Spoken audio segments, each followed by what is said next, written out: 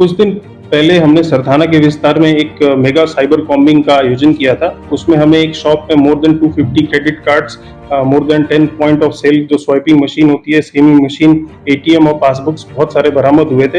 इसमें हमने उस समय एक जानवा जोग दाखिल किया था और जानवा जोग की तपास हमने एक एसआईटी से करवाया था, जिसमें अलग-अलग पुलिस स्टेशन के जो एक्सपर्ट्स हैं वो इन्वॉल्व थे।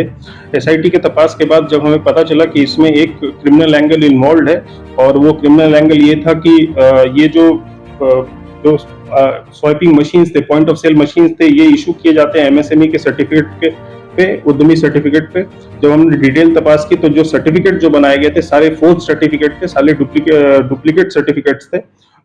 जब हमने एमओ को तपास किया तो इसमें ऐसा करते हैं ये लोग कि क्रेडिट कार्ड से स्वाइप करवा के आपको अगर तुरंत पैसा चाहिए तो आपको 2% ब्याज पे तुरंत पैसा दे देते हैं ये।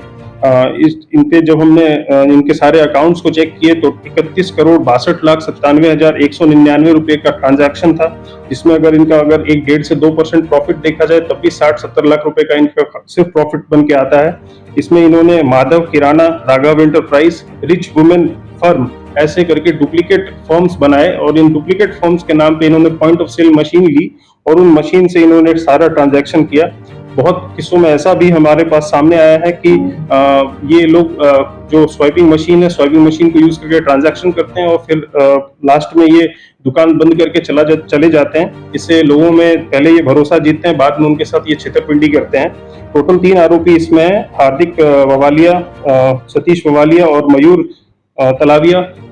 इसमें हमने 2 आरोपियों को पकड़ लिया है और इसमें हम पूरा एक वो देख रहे हैं कि और भी बहुत सारे जो भी इस तरह के इंस्टीट्यूट्स हैं जो कि इस तरह का काम कर रहे हैं, गैर कायदेसर लूप होल्स को इस्तेमाल करके लोगों को साथ छेतरपिंडी करने का प्रयास कर रहे हैं, उनको हम बिल्कुल नहीं छोड़ने वाले हैं। सरथाना विस्तार में हम एक चेतावनी भी देने वाले हैं कि अगर कोई इस तरह का काम कर रहा है जो कि गैर कायदेसर है तो उसको तुरंत बंद कर ले।